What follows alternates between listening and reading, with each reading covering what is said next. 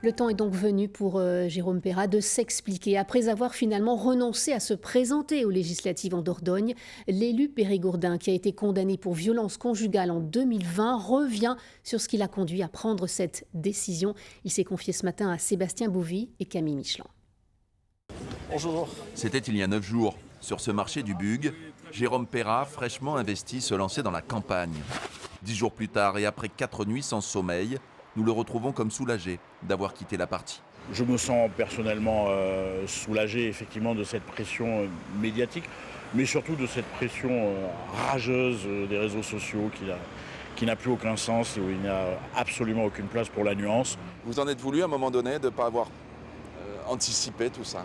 Ce que vous dites, ces procureurs d'occasion, toute cette mauvaise foi. Elle s'est déchaînée, elle a été très largement exploitée localement par tout le monde d'ailleurs, soit directement, soit en sous-main, y compris celles et ceux qui se donnent des visages de bonnes âmes.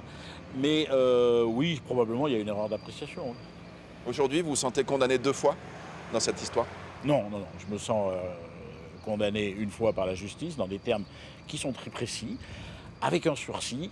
Pour le reste, je ne connais pas d'autres tribunaux, si ce n'est d'occasion, comme je l'ai dit.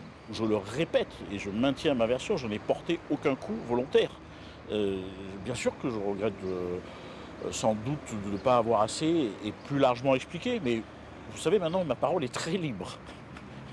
Ma capacité d'agir en justice aussi, pas tellement pour aller y chercher des dommages et intérêts, mais pour le principe, pour ma famille, pour le nom que je porte.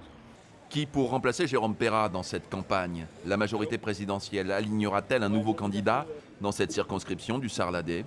Reviendra-t-elle sur la non-investiture de la députée sortante Jacqueline Dubois ? Celui qui a jeté l'éponge ne veut pas porter de jugement. Et j'ai pas d'appréciation à porter. Vous savez, je viens de passer quelques jours où on a tellement porté d'appréciation sur ma personne, y compris Madame Dubois, qui je voyais encore dans son rôle de maîtresse d'école à pointer mes erreurs et à cocher dans la marge en m'attribuant des points. Moi, je ne suis pas dans ce mode de fonctionnement-là.